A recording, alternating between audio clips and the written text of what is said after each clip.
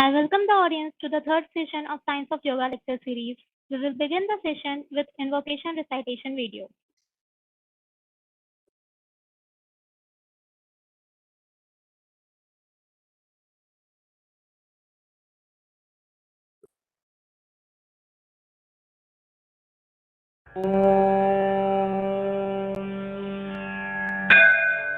श्री आदिनाथाय नमोऽस्तु तस्मै येनोपदिष्टा हठयोगविद्या विभ्राजते प्रोन्नतराजयोगम् आरोढुमिच्छोरधिरोहणीव योगेन चित्तस्य पदेन वाचाम् मलं शरीरस्य च वैद्यकेन योपाकरोक्तं प्रवरं मुनीनां पतञ्जलिं प्राञ्जलिरानतोऽस्मि पतञ्जलिं प्राञ्जलिरानतोऽस्मि अथ पातञ्जलयोगसारसूत्राणि अथ योगानुशासनम् योगश्चित्तवृत्तिनिरोधः तदा द्रष्टुः स्वरूपेव स्थानम् अभ्यासवैराग्याभ्यामतन्निरोधः यमनियमासनप्राणायामप्रत्याहारधारणा ध्यानसमाधयोऽष्टवङ्गानि त्रयमेकत्र संयमः पुरुषार्थशून्यानां गुणानां प्रतिप्रसवः कैवल्यं स्वरूपप्रतिष्ठा वा चितिशक्तिरिति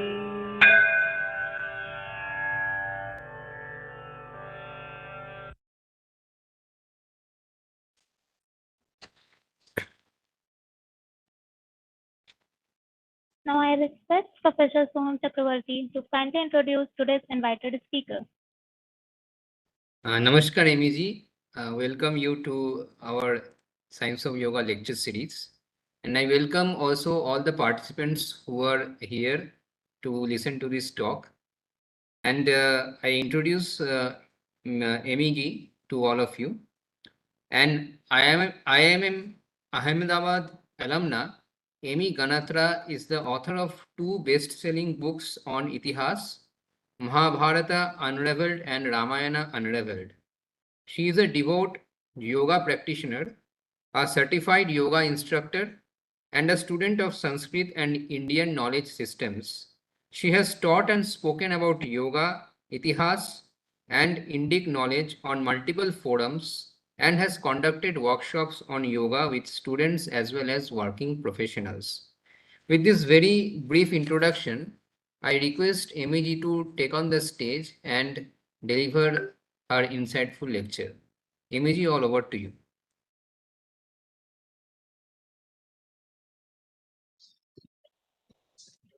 Namaste to everybody and Dhanyavad Sohamji and the IIT Roorkee team.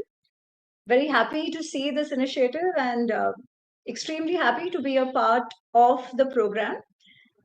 The topic today we are going to talk about is stress and how yoga helps. I'm very happy with the invocation that started, right? Because there we saw what Patanjali Rishi is talking about yoga. Typically, we see yoga as exercise. Of course, now things are changing. We all know yoga is a lot more than exercise. But one thing I always wondered that if yoga has all these benefits, we say it helps with stress, it helps with anxiety, it helps cure depression, it helps cure all sorts of diseases. What really happens? Because what Patanjali Rishi tells us is very interesting. He says, yoga chitta vritti nirodha tada drashtu swarupe avasthanam. He's talking about something completely different. He's not talking about health at all. He's saying, what is yoga? By yoga, you quieten your chitta, the vrittis of your chitta. Now, what is chitta? Chitta can be thought of as mind-brain complex. The whole thinking part, emotional part, all of that, and a lot more, your memory, all of that is a part of your chitta. Now he says yoga is about quietening the mind. And why do you have to quieten the mind? He says, tada drashtu swarupe avasthanam vritti sarupyam itaratra. So tada drashtum swarupe avasthanam. So that you can see yourself for what you are. You can see reality for what it is. Otherwise, he says what happens? Otherwise, vritti sarupyam, depending on whatever biases, thoughts, ideas you have in your mind, we associate our identities with that, with whatever thought bias has in our mind, which sort of clouds our perception. It's like this, if you're wearing goggles, if the goggles are green, the glasses are green, we see everything else as green. If the glasses are red, we see everything else as red.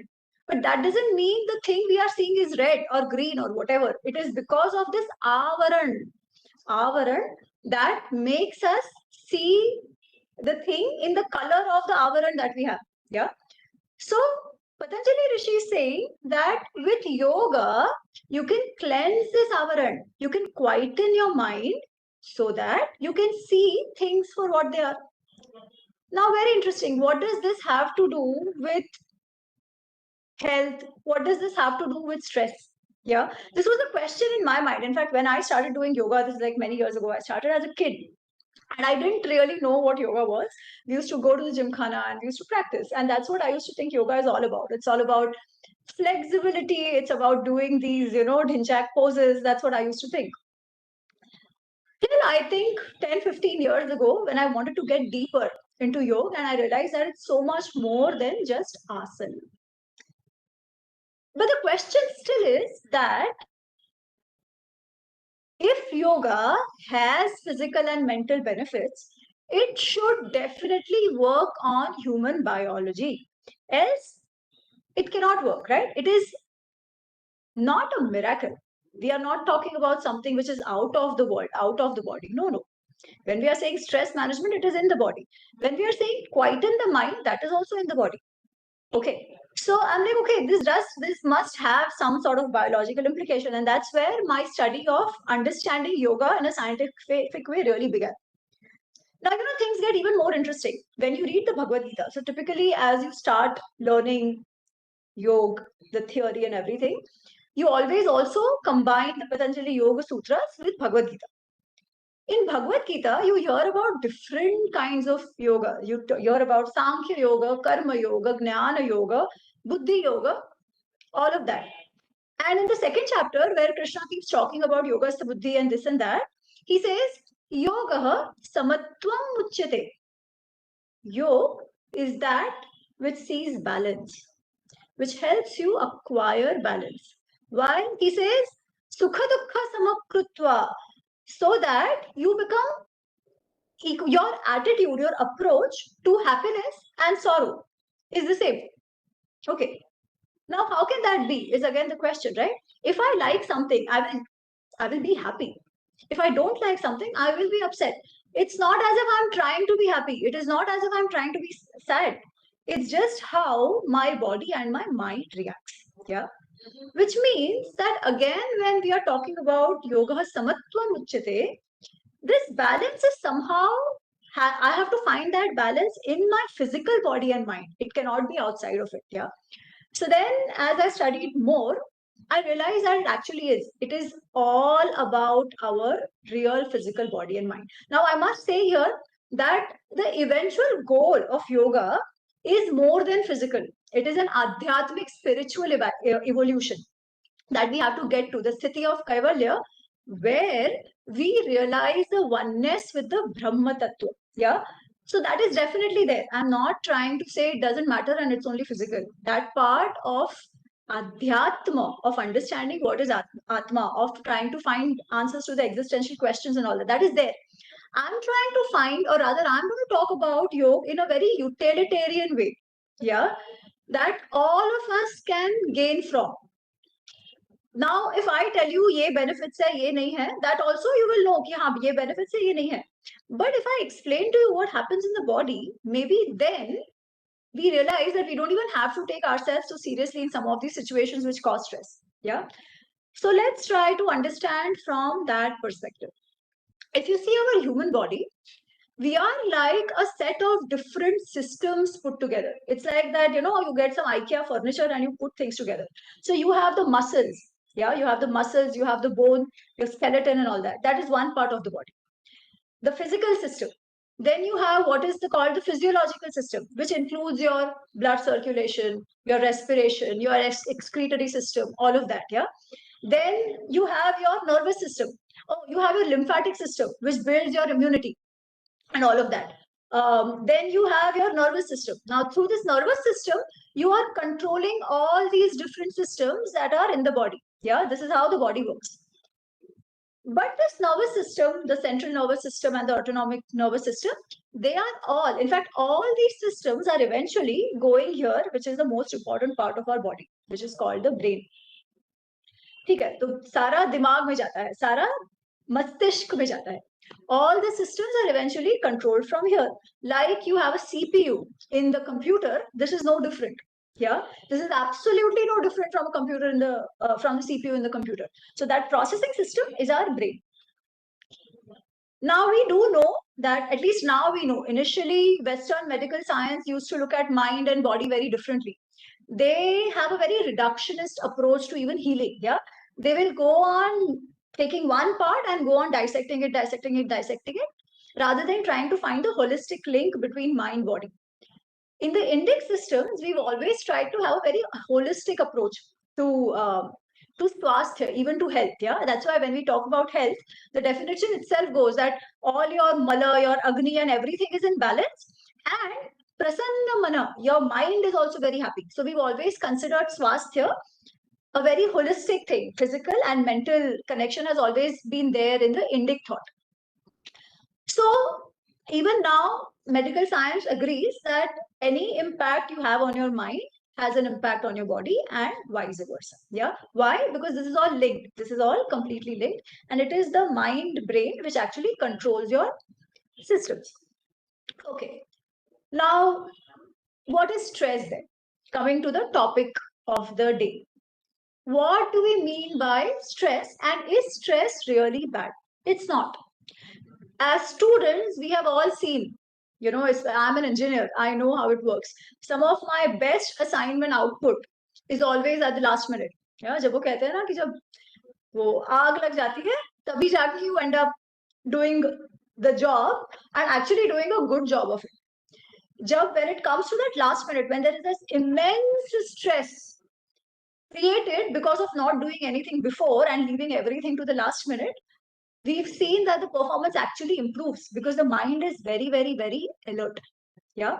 So in some sense, stress is good because it allows us to produce the most efficient outcome in smaller amount of time. Your brain becomes very active in that thing. Otherwise, because of the vrittis, the different thoughts that are going on around mind, we tend to have lots of distractions and all that. But when the stress aata hai na, tabhi we will all focus only on that one thing and get it done with. But then what happens in stress? Yeah. And also, just imagine, or rather, why is then stress a problem if it is helping us be alert? So let me tell you what happens when we are in stress. In our system, as I said, we have a nervous system. The nervous system has two parts. One is the central nervous system, and one is called the autonomic nervous system. Yeah, autonomic nervous system deals with all the reflex actions, all the activities which are involuntary. Okay, so your respiration, your blood circulation, vagara, vagara, they will all be be managed by your autonomic nervous system. Now, this autonomic nervous system has two parts.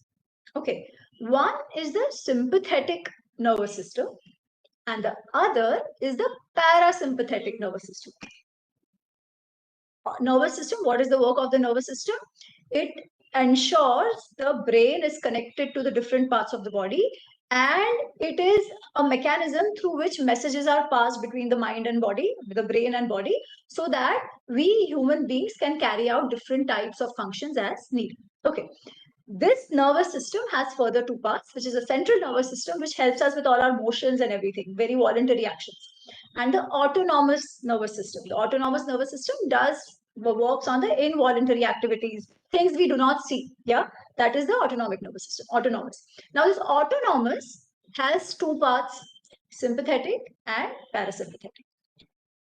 Sympathetic nervous system is what comes into play when we have stress. Okay. Now, what happens to the sympathetic nervous system? So I said the positive of it is we are very, very alert in doing that one particular task. That is the benefit of stress. But you must have seen that it is not always beneficial. Many a times, because of stress, our performance actually is worse than what we would have done before. Things that we have studied, we tend to forget it. Yeah, things we know, we will not do it. We keep fidgeting. Haath aise kuch kuch chalte rahega. We'll get all perspiry. Our breathing becomes very fast, very short breathing. Right? Physically, the stress manifests, and if that continues for a long time, it has lots of negative impacts. Of course, depression वो सब तो होता ही है, but things like your metabolic activity goes down the drain, your digestion goes down the drain, you start slopping. So the physical posture is impacted because of that. Yeah, you will see people who have lots of stress all the time, chronic stress, they'll start bending, they'll start slouching like this. ये सब impact होता है. ठीक है, तो होता क्या है? Let's see that. Why? What happens when we are in stress? Now, human beings are wired for survival. The way our body is structured and wired, we are structured so that we can live and sustain our life in spite of all the threats outside. Now, when human beings, when the evolution started happening and human beings started developing, we all were pretty much hunter-gatherers. Yeah, we used to live in the forest and all of that, and there was constant threat of animals. There was constant threat to our life. The sympathetic nervous system was at that point our survival system. So what used to happen?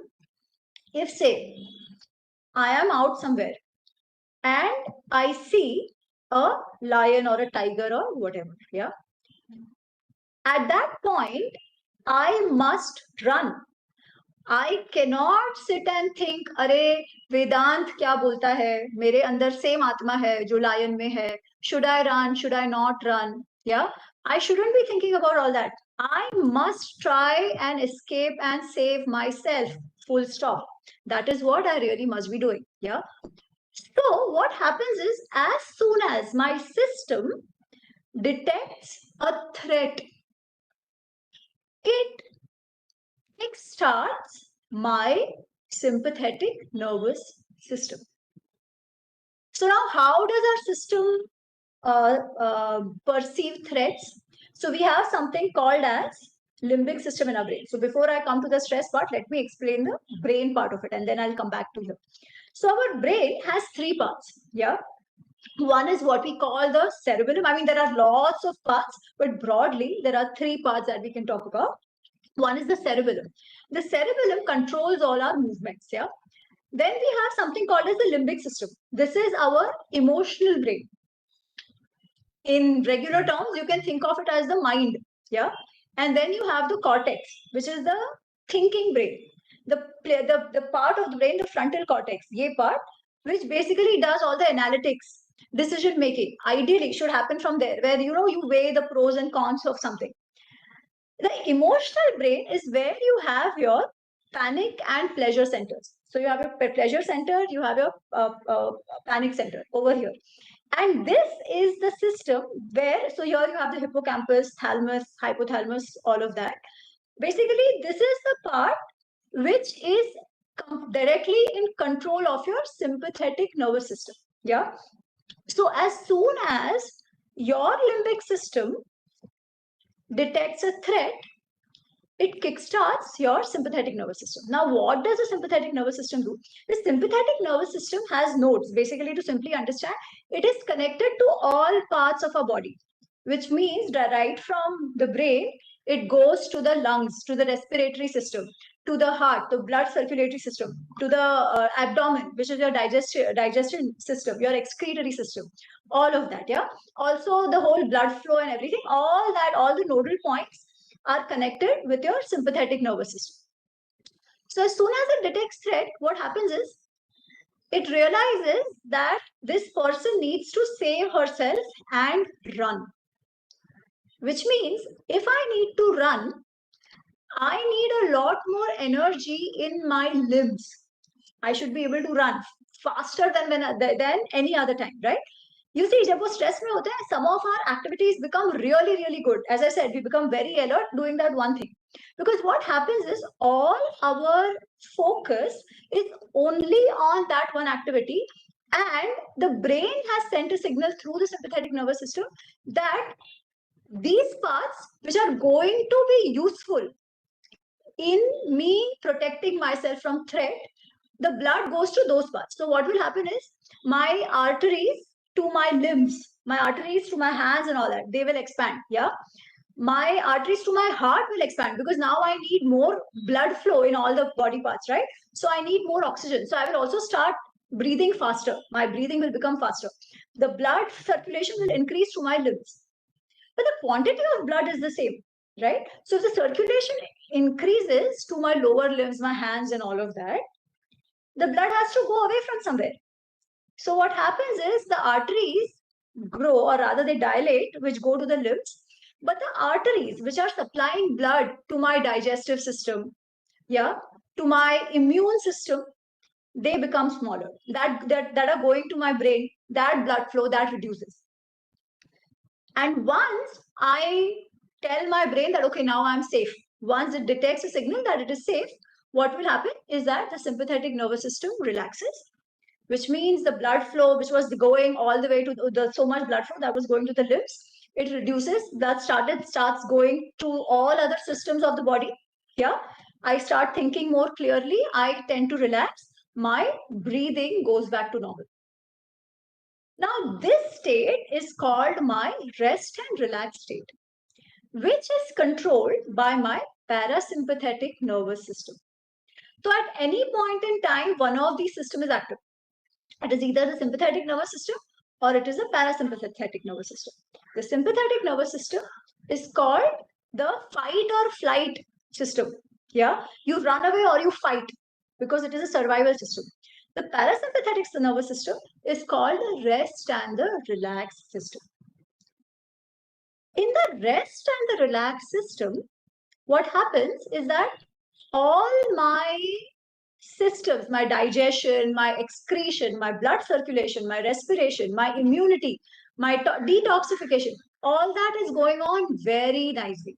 Yeah, everybody is working, all my organs are working in the rhythm. But in the sympathetic nervous system, that is not the case. Yeah, which means once in a while, if there is a threat and I have to use my sympathetic nervous system, it's fine. But if I'm chronically in the stress mode, you can see what will happen to your entire body. Issues with digestion, issues with metabolic activity, as I said, issues with, your immunity goes down. Long-term depression and that kind of mental diseases start kicking in if you are in forever stress mode. But if you're in the parasympathetic mode, which is the mode which we should be in, then we are more relaxed. Our brain is thinking more clearly. Yeah. Now, brain thinking more clearly, matlab kya? So as I said, our brain has three parts: the cerebellum movement. You have the limbic system, which is the emotion system, and you have the thinking system. Ideally, my emotional system should sense threat for my survival reflexively, very important. But my limbic system should also know what threat is the right threat. If it starts, pressing the panic button over anything and everything. For example, if something small does not go my way, it is not really a threat. But how do I react? I become super angry. Once I'm angry, what happens? I just go slap somebody. And then when I'm cool and quiet and in my parasympathetic mode, I will be like, "Arey, kya ho gaya?" Because now my brain is thinking clearly. But when my panic button has been pressed on its own, it has fired, my stress system has been fired, my decisions are going to be very, very impulsive. Why? Because the cerebellum is controlled both by the limbic system and my thinking brain. Ideally, my emotional brain should be controlled by my buddhi, my thinking brain. But more often than not, our emotional brain is very, very, very strong. Why? Because we are not used to hearing a no. We don't want discipline. What do we say? My way or highway. If my way or highway doesn't happen, our body goes into stress reaction, right? We don't learn discipline. Ideally, or bachpan se we are taught discipline. We are said, nahi, abhi yehi karna hai, nahi, follow a routine. All these things actually strengthen your limbic system. It tells you that hearing a no does not necessarily mean it's a threat. Yeah, it controls the firing of your pleasure, pain system. That is how it actually is supposed to work.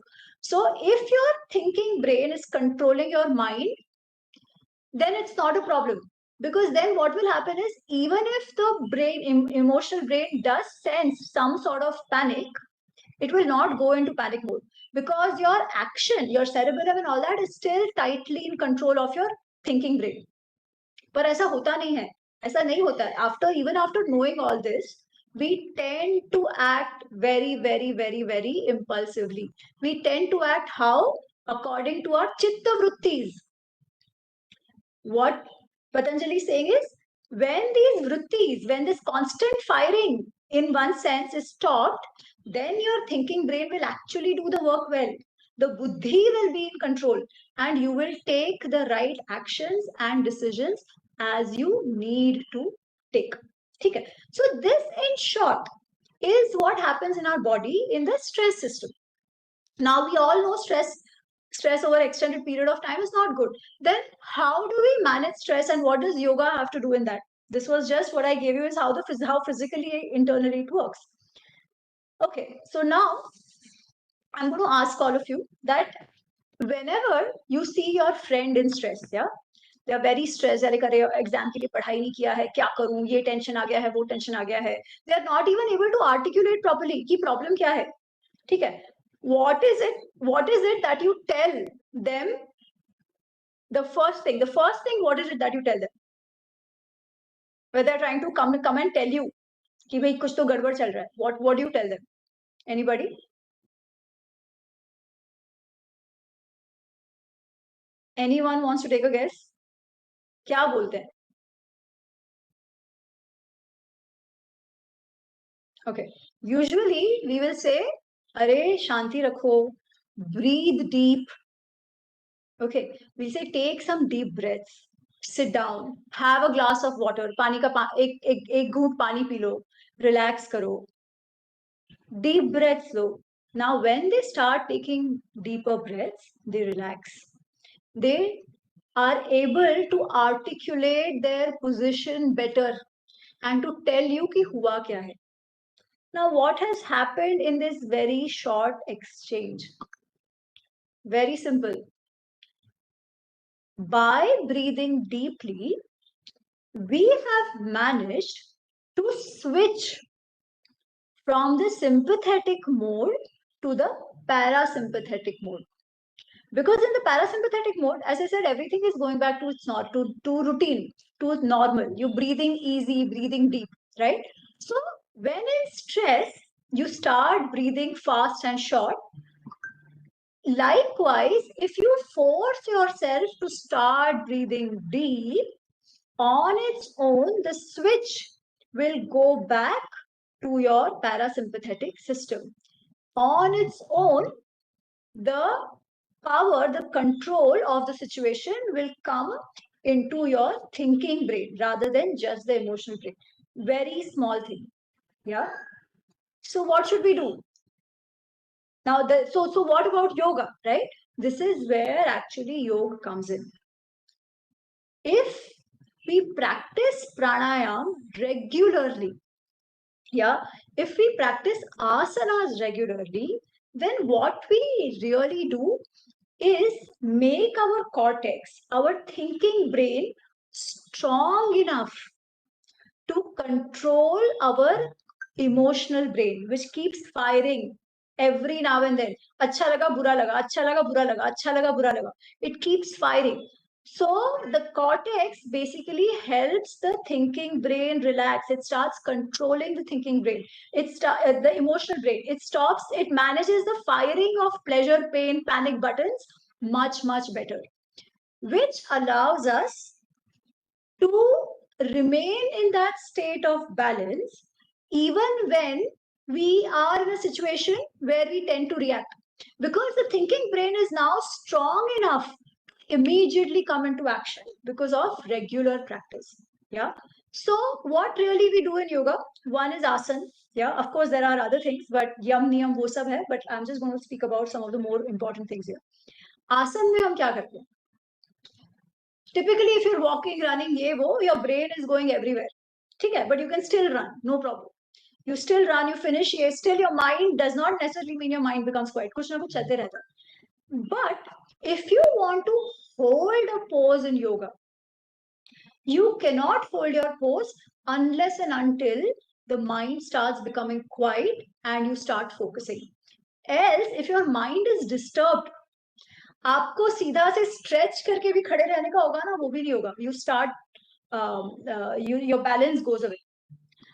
To balance, your thinking brain, your cortex, has to be in control of your cerebellum.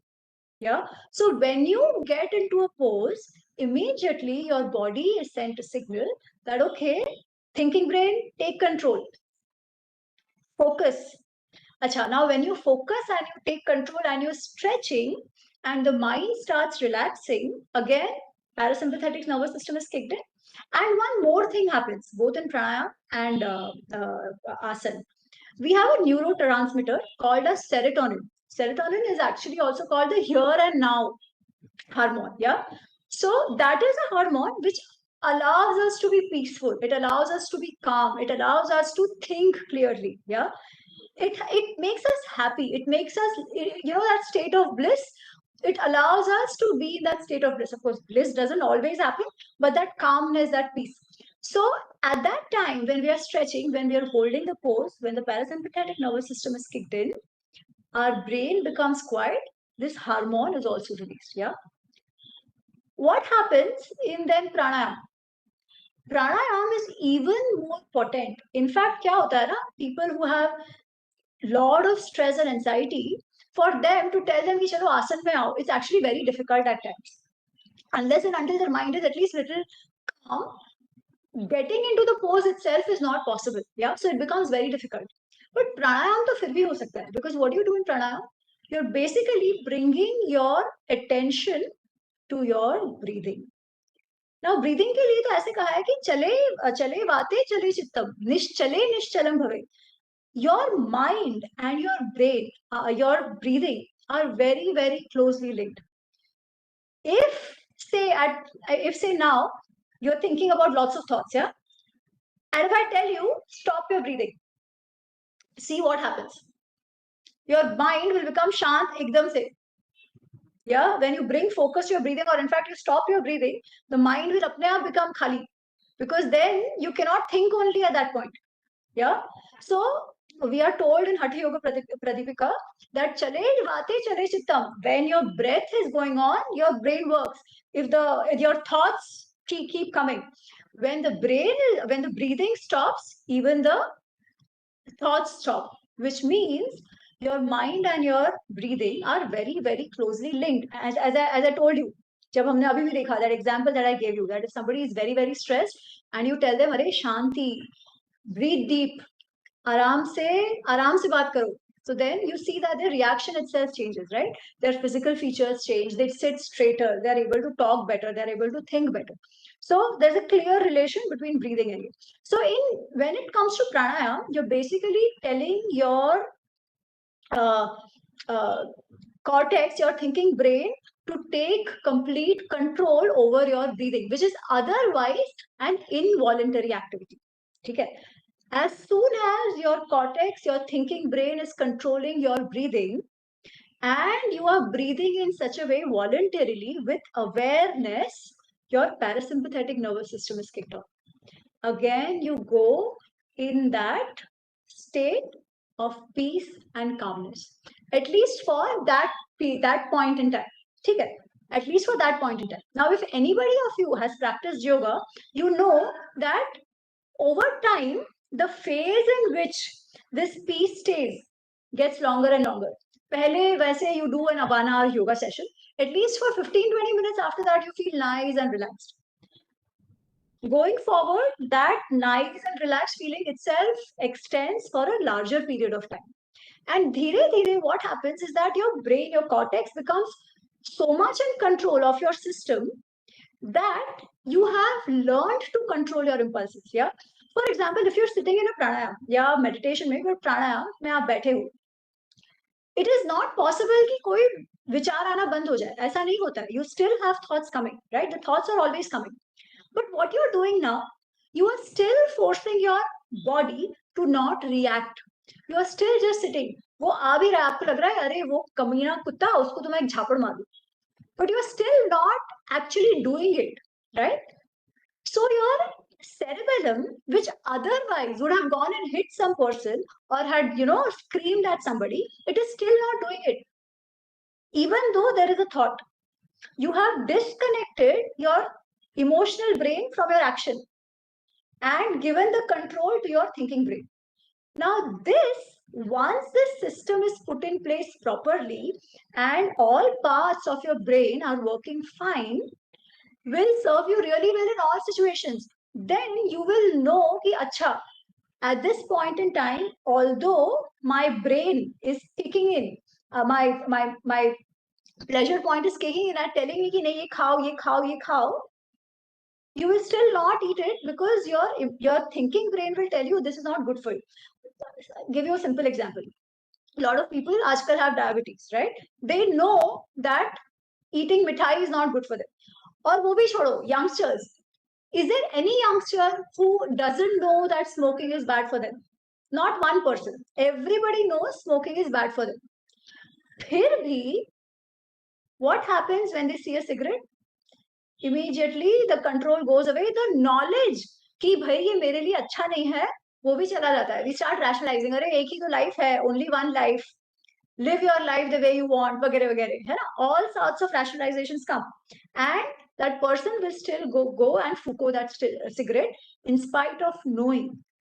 What has happened? Simple. Your emotional brain is so strong that it is firing. कि हाँ, I want that cigarette. I want that cigarette. If I don't get that cigarette, क्या हो जाएगा? My panic button strikes in. It thinks of it as a threat, right? Thinks of it as a threat. I go all to any extent. अरे मेरे को कैसा मना कर दिया? मेरे को चाहिए. घर वालों से लड़के कुछ भी करके you will still go and smoke. Why? Because your thinking brain is not strong enough to control your emotional brain. Your thinking brain knows na, if only at that point you sit down quietly, say nahi, mujhe 10 minutes shanti se baithne do. I know I have this urge, but I'm going to sit down and let this urge just pass away. I'm just going to breathe deep. You will see after 10 minutes that desire itself will not stay. Yeah. And this is for pleasure and pain both. इसीलिए when Krishna says samatvam yoga uchyate, this is what he's saying. What you like, what you don't like. You should have a sense of balance there as well.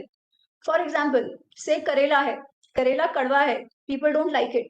But it is good for you. So you must have it, right? पर हम क्या करते हैं, मालूम है अच्छा है, but I don't like it.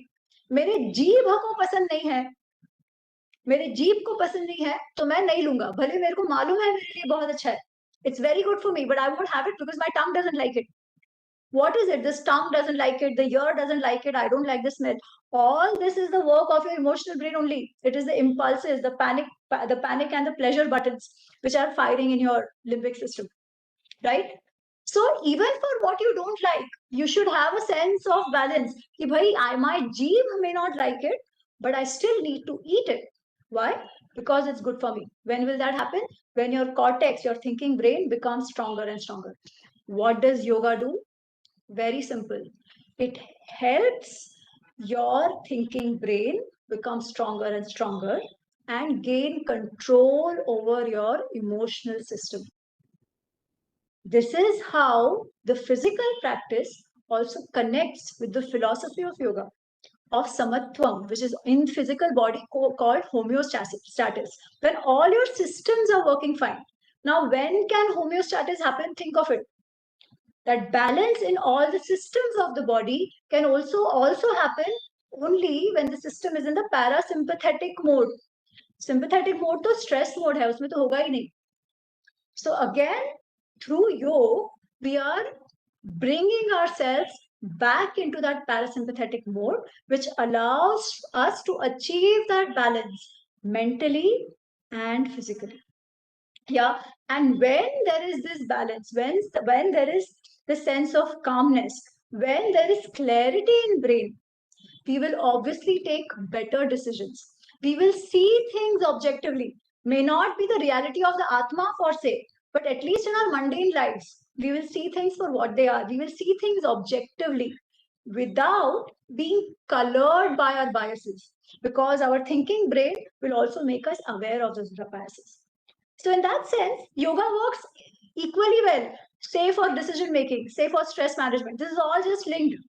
आप उसको कुछ भी नाम दे दो, स्ट्रेस है तो योगा करना है ऐसा नहीं है.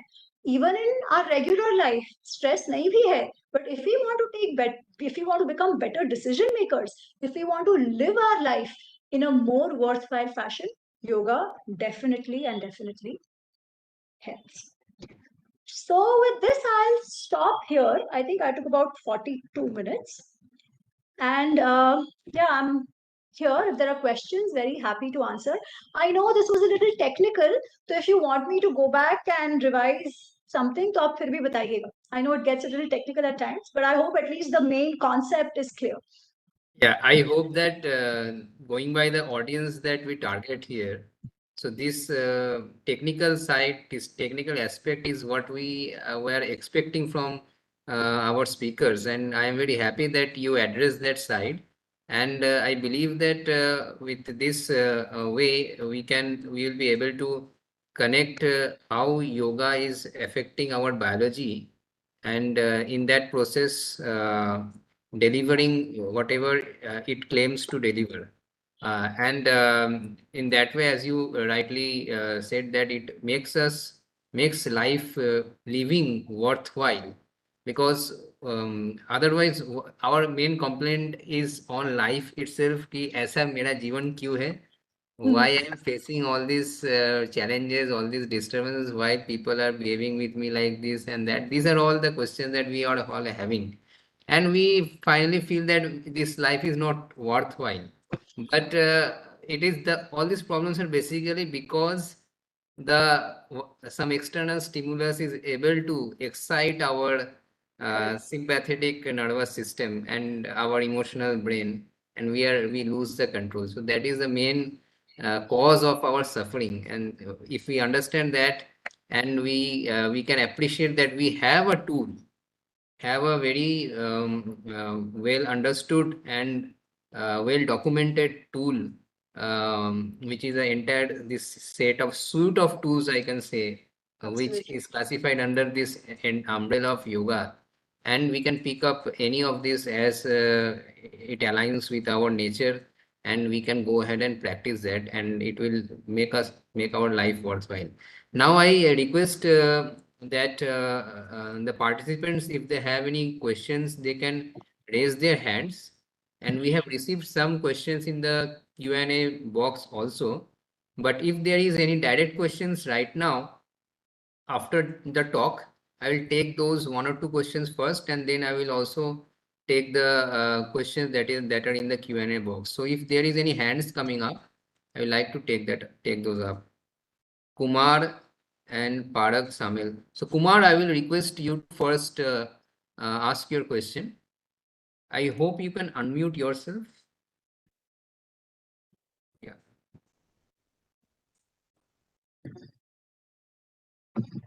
Please unmute yourself, Kumar.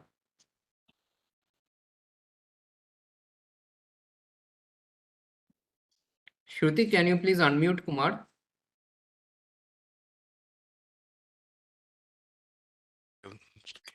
Yeah, you are audible now. Please Thank you. ask. Thank you very much. I know you talked about this controlling our mind.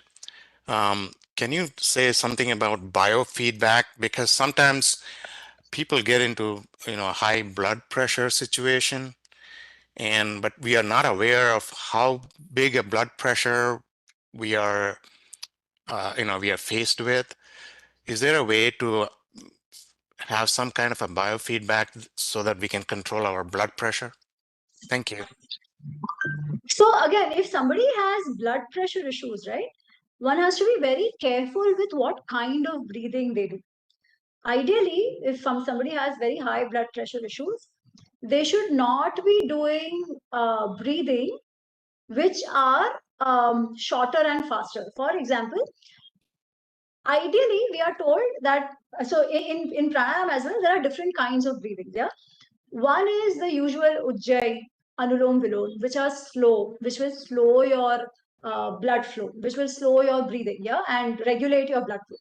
But there are others which also are very fast, like Kapalbhati or Bhastrika, which are breathing techniques which are faster, yeah. So voluntarily, you are breathing short.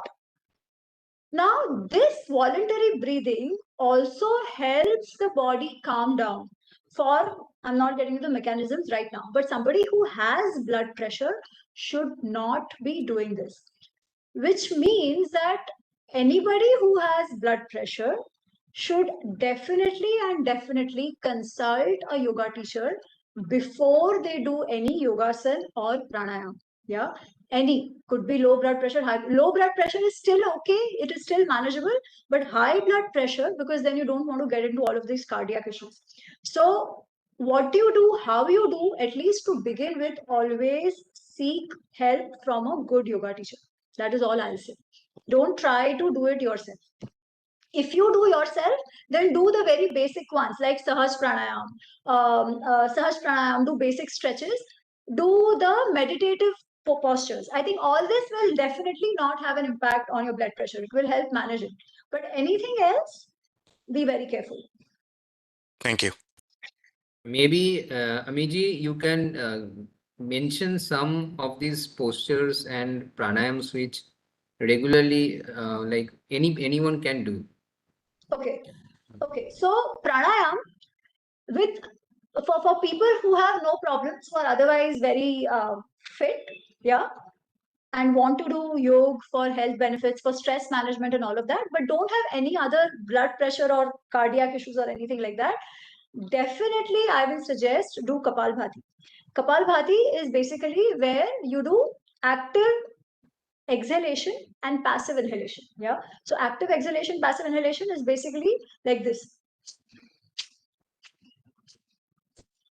Like this, yeah. You have lots of videos. Yeah, we can search that out. You can simply Yeah. mention the name and that can Names. be found. Yeah. So now what Kapalbhati does is that the name suggests that Kapalbhati, it brings shine on your forehead and your face and all of that. In short, it really detoxifies your system. It cleanses your lungs. It refreshes the air that is filled in your lungs and improves the oxygenation. Yeah. So it is very good. Even 5 minutes of that, one helps with your detoxification and cleansing, but it also helps with physical exercise. So it really helps with your abdominal fat and all those to basically strengthen the muscles there. The other is what we call Anulom Vilom. Anulom Vilom is you breathe in from one nostril, you exhale from other nostril. Then you inhale from that nostril and exhale from this one nostril. This is also very impactful. It helps balance our two sides. And again, one pranayam which everybody will be, if anybody has stress issues, any kinds of mental diseases, any kind of mental health issues, depression, or just otherwise feeling very lazy or anything of that sort, Anulom Vilom really helps. A very simple pranayam to start the day or start any practice is Sahaj Pranayam, which is very simple. You just breathe in deep and you exhale with your mouth open. So it's like, now the one trick, or rather the one principle to remember here, a longer exhale will always calm you down. Which means if you want to bring your system into parasympathetic mode, your exhalations, try to extend your exhalations beyond your inhalations. So if say you're counting, then say you count inhalation on a count of 4, let your exhalations be 6 or 8 or whatever. That will immediately calm you down. Yeah. Then there is Ujjayi and stuff. But I think Kapalbhati, Anulom Vilom are good to start with. In terms of asanas, again, everybody has to be very careful with what is possible for them physically. But for youngsters, I will definitely say Surya Namaskar. If nothing else, do Surya Namaskar because it has a good sequence of asanas which sort of stretch all parts of your body. Yeah. And then add to that some twists. Twisting is extremely good for your health. Extremely, extremely good because it really works on your digestive and the excretory system, your metabolic system. It sort of squeezes it. Yeah. So any kind of issues people have with constipation or not, all of those, not feeling hungry or eating too much, all of those start settling down through the twisting positions. It's sort of a very good detoxifying thing. So see where your asanas should be a mix of every movement that your spinal cord can get. It should stretch your spinal cord. You should bend aage, you should bend piche, you should bend side mein, yeah, and there should be twist. So mix of asanas could be easy, could be tough. Doesn't have to be don't have to be very tough, but it should allow a complete movement of your spinal cord. And all these asanas are very easily available. Some of them are simple. Utse start karo. If nothing else, best is Surya Namaskar. Right. Thank you. There is another question by Parag Samel. He has raised his hand. So Parag, you can, I think I will unmute you and you can ask your question. Okay, Shruti, you can unmute. Yeah, Parag, you can ask the question. Am I audible? Yes, Ji you are Parag audible. ji. Okay. Yeah. Thank you very much, Amiji. It was very interesting talk, and what you have mentioned about the types of brains that we have. I have one question to you regarding the limbic brain. Is the limbic brain development takes place at the very early age of a child, or does it develop as per his aging process takes place? So limbic brain develops with time. That is why you see, if you see the Indic way of teaching, Bachpan say discipline is given a lot of stress, right? The better disciplined a person is in the childhood, the better a person is accustomed to following a routine, doing things as they must do, vagare, vagare, that definitely helps with the development of the limbic brain. Thinking brain also, but definitely the limbic brain. So it develops till the child grows older. The neuroplasticity, which is also part of your cortex actually, I think till the age of 18, 20, 25, tak wo badhte rehta hai. Then it becomes more rigid and more static. I mean, you can still improve it. It never stops. That's why yoga is effective for every age. ऐसा नहीं है कि बचपन में किया तो ही help करता है, ऐसा नहीं है. You can train your brain, both your limbic system and your cortex at any age.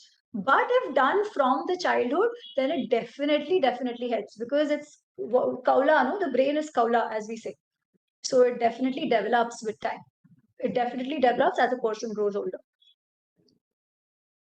Thank you, Amiji. Thank you very much.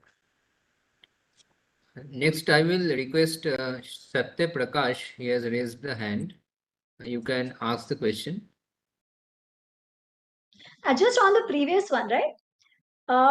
When I say development of the limbic brain, we can just take an example. A kid, if it wants something, it wants something. It will keep crying, right? If it wants milk, it wants milk because there is no control mechanism in his brain at that point in time. It is just a very natural response. But as the kid grows older, the behavior will obviously change. हम सबका change होता है. The tolerance increases, right? You can train the brain to say, okay, इस time पे नहीं, इस time पे मिलेगा. So that itself shows the development of both the limbic brain and the cortex. Right. Ji Satyaprakash. Satyaprakash ji, please ask your question. Yeah. Good evening, Amiji, for a wonderful session. You spoke about two things. One is the emotional brain and one is a thinking brain. So I reckon that the former is the mind and the latter is the intellect? You can think of it that way. Buddhi and mind, yes. Okay, okay, thank you. I see that there are no further hands Yeah, I have a raised. question, sir. Yeah, you can ask some questions from the YouTube if you have. Yeah, so there is a question from YouTube attendees. He wants to ask that how can we go deeper into Indian knowledge system to understand things better? I think one just needs to take that sankalpa and dive in. There are lots of options now. Like IIT Roorkee is doing this program. In fact, recently this Swayam platform of the government, it has launched a lot of online resources to start studying, to start getting deeper into Indic knowledge systems, on which the work has been done by professors like Professor B. Mahadevan from IIM Bangalore. So I think that is a good place to already start looking at, which is a Swayam platform. And then Indic knowledge systems is huge, right? So at some point, I mean, it's good to dabble across different topics to begin with, but then I think it also helps to choose a couple of topics that you really want to go deeper into. But resources are all available at a click of your keyboard. It is there. So check out the Swayam resources to begin with, and then there are lots of other topics depending on what you want. You will find it. It's all there. One, I think Rohit, I have unmuted you. Please ask your question. Rohit. What are the simple yoga techniques that one can do for migraines and sinuses? Yeah, migraines and sinuses, I think it's not always easy, but pranayams definitely help. Pranayams 100% help. And साथ में the neti prayog also helps. You know the neti prayog, जिसमें वो एक नाक से पानी डालते हैं, दूसरे नाक से निकालते हैं. That technique also helps a lot with migraine. And in terms of breathing, सहज pranayam hai. Avoid the more fast ones like Kapalbhati, वो सब आप जाने दो. But definitely Ujjayi, the Brahmari is where you don't exactly chant Om, but you do the humming sound with all your eyes, nose, and mouth closed. But you do the humming sound. That is also very good. But Neti really helps because I have friends with migraine for whom Neti has been quite effective. So you can try that. I mean, don't do it Neti is actually not that tough, even if you want to do it, but best if you have done it in front of somebody before, somebody who can guide you once, and then you can practice it regularly. Okay, Rohit, you still have one question? Yes, sir. Thank you, ma'am, for explaining it so well. And ma'am, what are the foods that I should avoid for sinuses? Sinuses के लिए, Migraine and sinuses, what are the foods that I should, avoid I think having? it's the usual ones. In general, spicy, very fatty, oily, ये सब तो सबके लिए अच्छा है to stop this kind of very tamasic, rajasic foods. Yeah, sometimes stopping milk also helps. Now you have to find that for yourself. For a lot of people, lots of these issues of sinuses and everything go away if they stop milk, because lactose does impact a lot of people. So you can try that as well. But in general, lot of spicy food, lot of khatta food, all that you can avoid. Okay. I think Kumar, who asked a question, maybe having a follow-up question. I have unmuted him. Kumar, you can ask the question. You have raised your hand. Very much. I have a question about aging and our brain. How do we keep our brain sharp as we age and prevent issues like dementia? So, dementia also has some of these hereditary reasons. But beyond that, I think continuous learning. Yeah. So, how does learning happen? How does the neuroplasticity of the brain work? It is when there are newer connections made between our neurons. Yeah, they're the synaptic connections that are made. These synaptic connections keep getting made whenever we are learning something new. And learning मतलब एक दिन किया दूसरे दिन छोड़ दिया ऐसे नहीं, over an extended period of time. Yeah, so you pick up something and do it for an extended period of time, so that absorption and learning happens, which is basically new connections getting formed inside your brain. This really helps with your neuroplasticity. This really helps to keep the brain active and with the anti-aging of brain, so to say. तो वो है ना कि stele मत होने दो. पानी जब स्टेल हो जाता है तो उसका कोई फायदा नहीं रहता.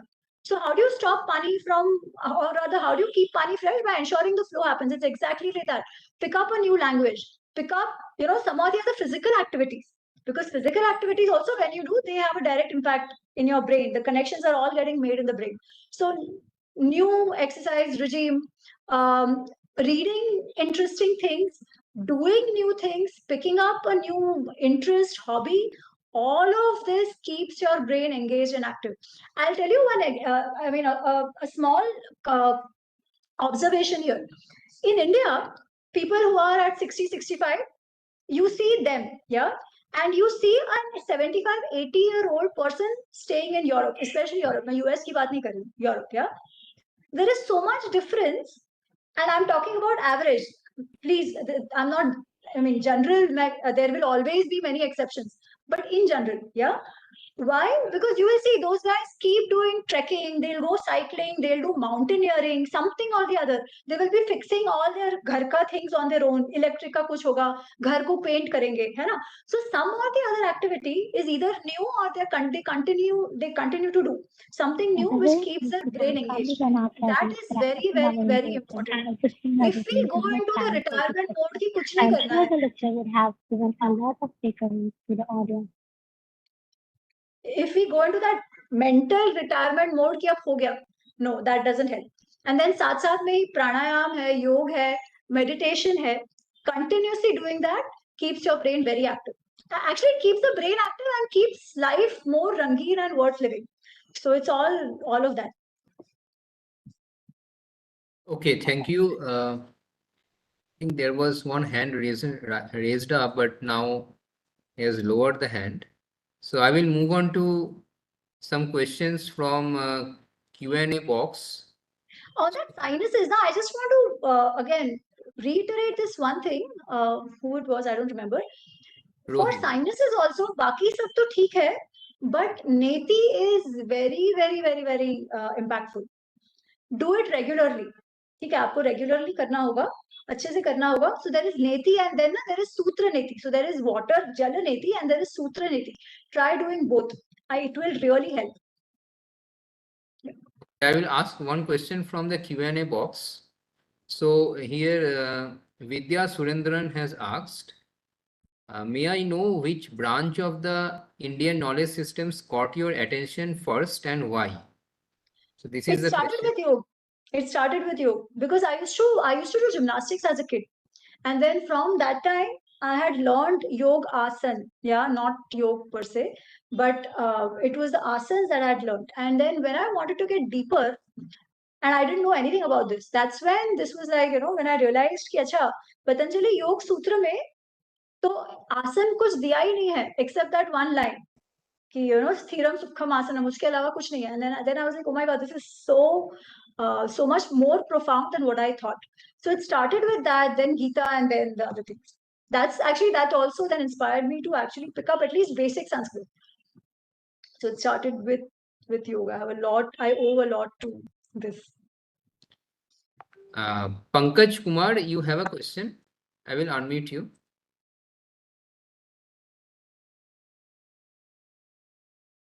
नमस्ते मैडम. योग की परिभाषा करते हुए आप बोली थी समत्वम योग उच्यते. तो ये समत्वम आखिर है क्या? अगर समत्वम की स्थिति आती है तो फिर फीलिंग्स, इमोशंस, ये सब साइंटिफिकली जो आता है, तो फिर ये सब कैसे कंट्रोल होगा? हाँ, तो वही तो ये तो आना ही है. अगर हम मनुष्य है तो इमोशंस तो होंगे, और इमोशंस का महत्व भी है. ऐसा नहीं है कि इमोशंस का कोई महत्व नहीं है, ठीक है, इमोशंस का महत्व भी है. तो समत्व हम किसे कहते हैं? समत्व हम कहते हैं जब कोई चीज मुझे अच्छी ना भी लगे, मुझे उसका टेस्ट अच्छा ना लगे, पर मुझे उससे घृणा ना हो। जब मुझे पता हो कि वो मेरे लिए अच्छी है, तो भले मेरे जिह्वा को पसंद ना हो, मैं फिर भी उससे घृणा करके छोड़ नहीं दूंगी। अगर मेरे काम का है तो मैं उसका उपयोग करूंगी। उसी तरीके से कोई चीज मुझे बहुत अच्छी लगती है, ठीक है, पर मेरे लिए वो अच्छी नहीं है, तो केवल क्योंकि जिह्वा को, आंखों को, स्पर्श में मुझे अच्छी लगे, इसलिए मैं ये करती रहूं एकदम एक्साइट होकर उसके लिए, ऐसा मुझे नहीं करना है। अच्छा तो मुझे लगता है, आई एम नॉट डिनाइंग कि मुझे अच्छा लगता है, बट मैं कंट्रोल मेरा रिएक्शन कर रही हूँ उसके लिए, जिसके कारण अगर मेरे लिए वो आवश्यक है तो मुझे वो करना है। मुझे अच्छा लगे या बुरा लगे इसीलिए नहीं, भले अच्छा या बुरा लगना वो तो रहेगा ही रहेगा, है ना। हम कई बार ना, so we take our likings and dislikings very very seriously, but as I explained to you, it is nothing, it is just something that is firing in our brain. That firing could be because of अपना स्वभाव, अपने पिछले संस्कार, all of this, ये सब कुछ बदल सकता है। हम हमारे मन को ट्रेन कर सकते हैं वैसी चीजें अच्छी लगाने के लिए जो हमारे लिए अच्छी हो, ठीक है। दूसरा एग्जाम्पल लीजिए, हमें जब गुस्सा आता है, ठीक है, तो किसी कोई चीज बुरी हुई और बहुत गुस्सा आ गया, बहुत गुस्सा आ गया, तो क्या होता है, इमीडिएटली हमारा रिस्पॉन्स ऐसे होता है कि हमने किसी को कुछ गाली दे दी, किसी को कुछ मार दिया। अब इसलिए हम नहीं मारते क्योंकि हमें मारना है, हमने इसलिए मारा क्योंकि उस समय हमारा दिमाग पर से कंट्रोल ही चला गया। हम कहते हैं ना आतामाजी सटकली, वो सटकली वाला सिचुएशन आ जाता है जब मेरा दिमाग पर से कंट्रोल ही चला जाता है, इसलिए मैं मार देती हूँ। अब मारने के पश्चात जब दिमाग शांत होता है तो मुझे बुरा लगता है ना उस बात का, इसीलिए भले ही मुझे गुस्सा आया हो, पर उस रिस्पॉन्स, उसको मैं रिस्पॉन्ड कैसे करूं, वो तो मेरे हाथ में है। और वहां पर ही समत्व की बात आती है। अगर मैं कोई भी वस्तु में इतनी ज्यादा इन्वॉल्व ना हो जाऊं कि वो वस्तु मुझे इतनी इम्पैक्ट करे कि मेरी बुद्धि नष्ट हो जाए, उतने हद तक तो नहीं होना चाहिए। इसलिए वो गीता का जो दूसरा श्लोक है ना, जो मैं हमेशा, मुझे लगता है सबके घर पे वो लगा के होना चाहिए, ध्यायतो विषयान् पुंसः संगस्तेषु उपजायते, संगात् संजायते कामो, कामात् क्रोधो विजायते, क्रोधात् भवति सम्मोह, सम्मोहात् स्मृति विभ्रम, स्मृति विभ्रमात् बुद्धिनाशो, बुद्धिनाशात् प्रणश्यति।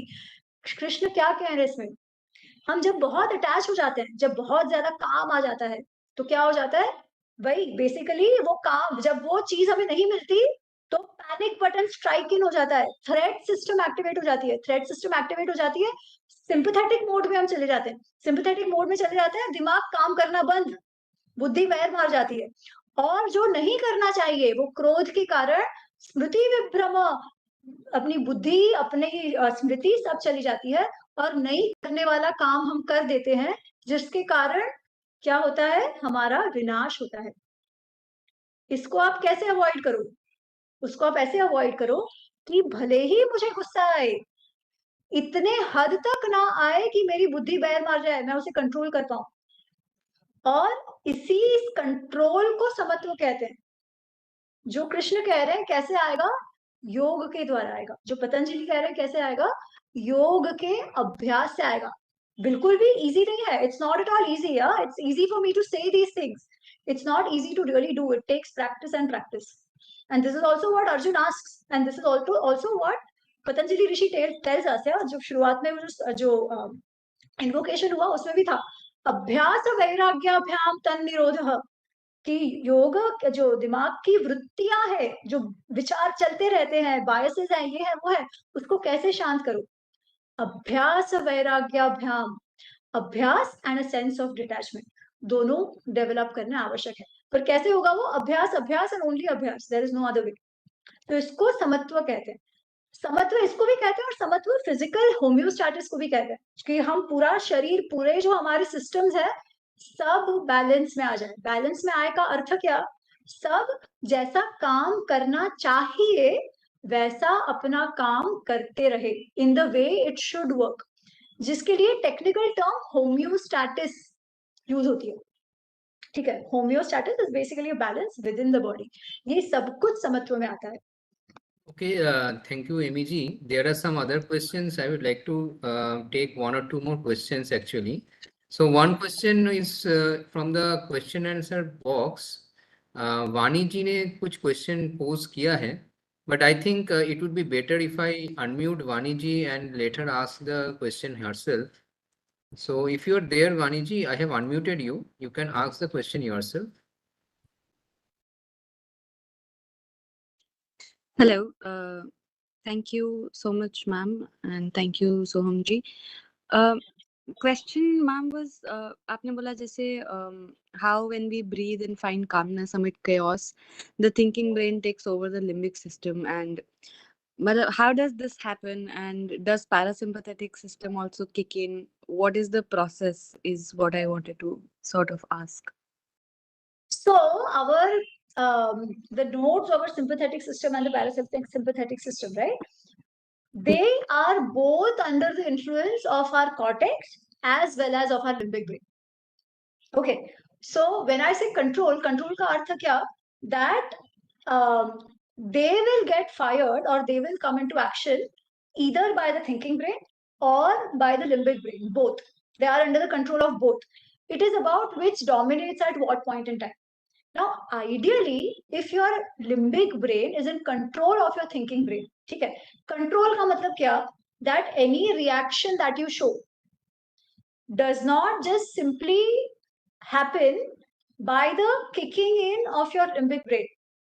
Instead, that signal, okay? You perform it, your body performs any action in response to a signal that is sent to the brain. Now that signal reaches your limbic brain, it reaches your cortex. Okay. But the limbic brain is usually faster to react.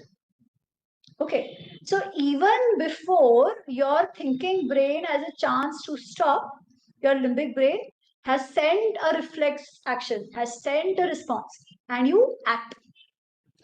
You don't want to do that. What you want to do is when the signal comes into your limbic brain, you don't want to immediately react. You want that signal to be processed, analyzed, thought about in the cortex. What happens in the thinking brain? Say a response comes. Okay, the response says, I want to eat that pedha. The thinking brain will say, okay, I like the taste of that pedha. But it will go into my memory and it will say this pedha is actually not good. Last time when I had this pedha, I had a stomach upset. It will say, actually, I now remember that I have diabetes issues, which means if I eat that pedha now, next 1 month I am going to suffer. Okay. Now, when it processes all this, then it says, okay, this pedha should not be eaten. But because our cortex is usually weak and the limbic system is basically in control, वो analysis अब होता ही नहीं है. Immediately, I see the pedha, my brain is like, oh, I love it, and I eat it. Right? So this change has to happen as to where is the response signal coming from. Is it coming from my thinking brain?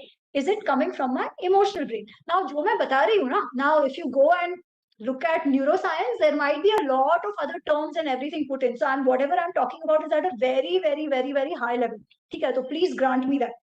It's at a very high level. It's at a very conceptual level that I'm talking right now. Now, what happens after this process? Your limbic brain wants to eat the pedha, but your thinking brain is stopping it from eating. ठीक है, अगर ये 3-4 बार होगा ना, तो फिर 5वें बार क्या होगा आपको पता है? Even if you see the pedha, your mechanism which was firing in to say I want that pedha itself will not happen. Okay, so that effort of thought has now become automatic because your thinking brain has taught your limbic system that you don't have to fire a pleasure point on seeing that pedha, it is not good for you. It takes practice. It's the same thing. कोई भी चीज आप बार करते हो, then it becomes a part of your system. It's exactly the same even with this kind of decision making. It is very, very tough to control in the beginning. But once you control over and over again, then it becomes a part of your reflex.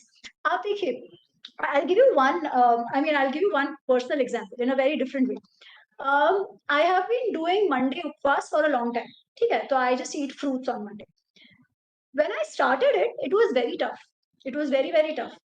But now my body is so accustomed कि मुझे Monday को भूख ही नहीं लगती है. You can give me my most favorite food item, and there will not be even an iota of desire for me to eat that.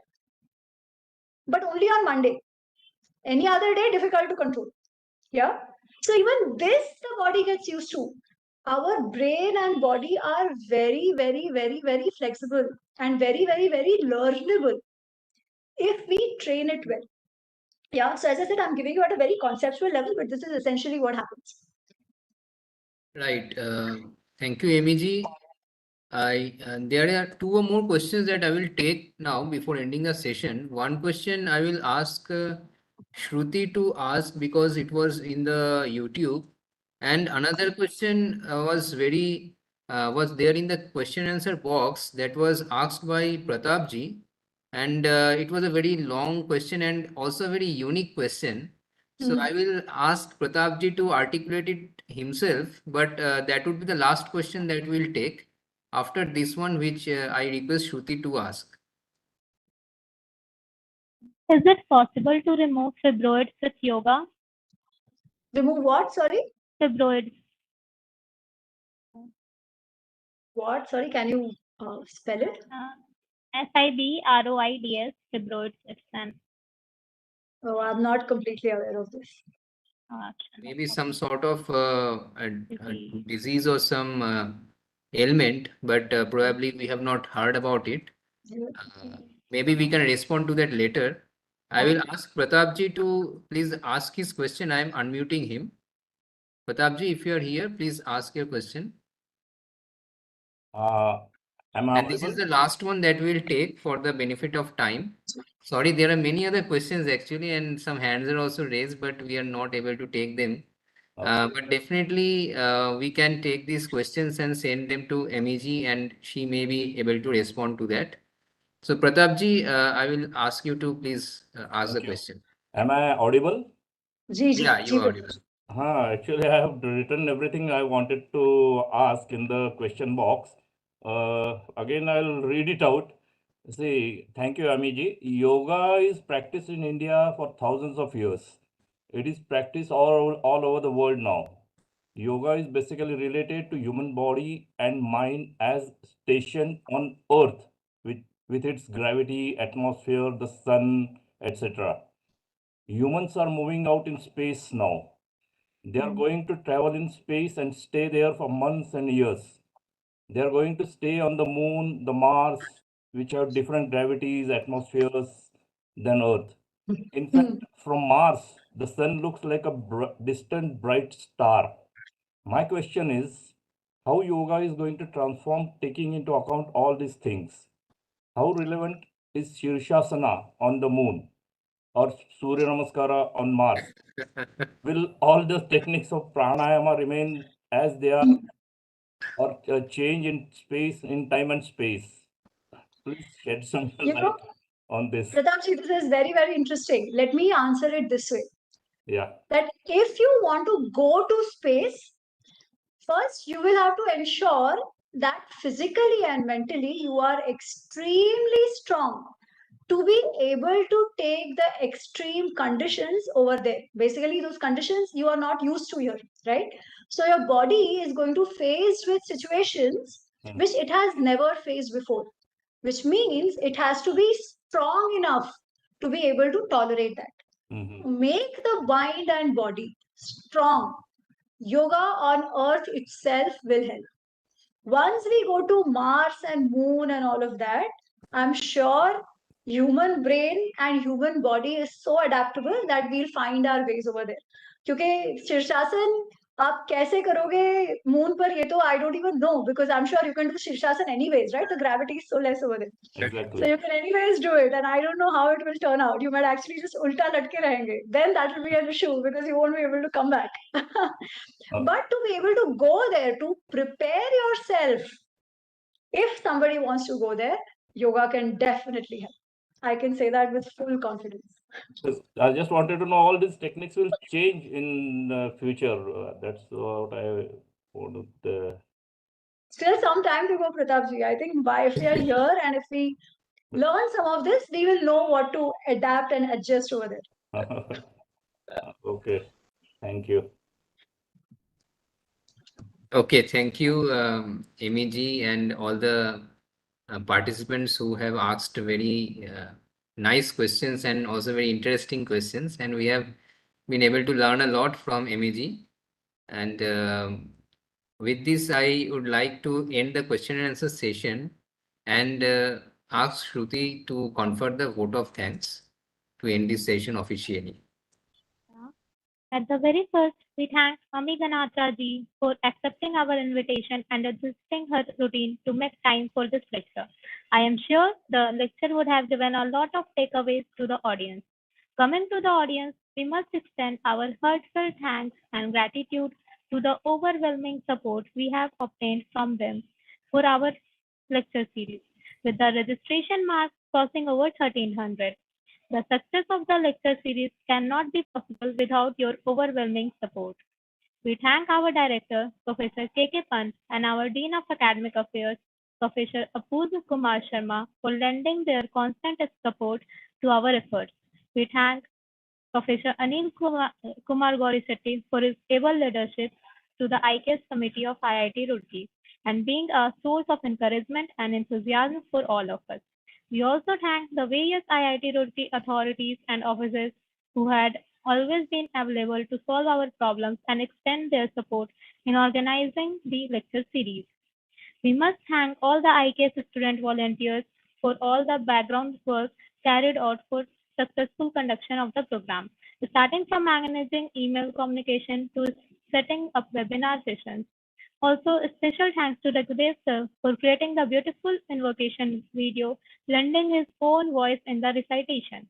Apologize to anyone whom I may have missed, but our heartfelt thanks extends to one and all who came together to make the event success.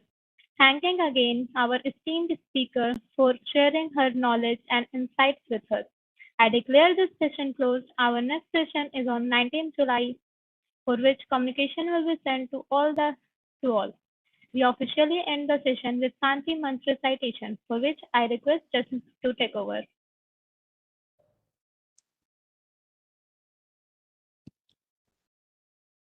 Shubha Just Saikala.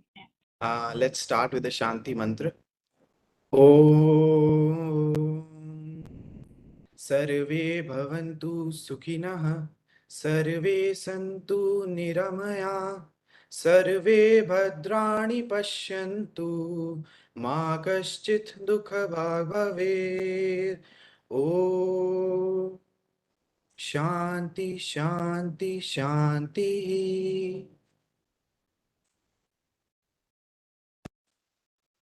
Thank you, everyone. We are closing the session now. Thank you, Amy ji, once again. We'll get in touch later on.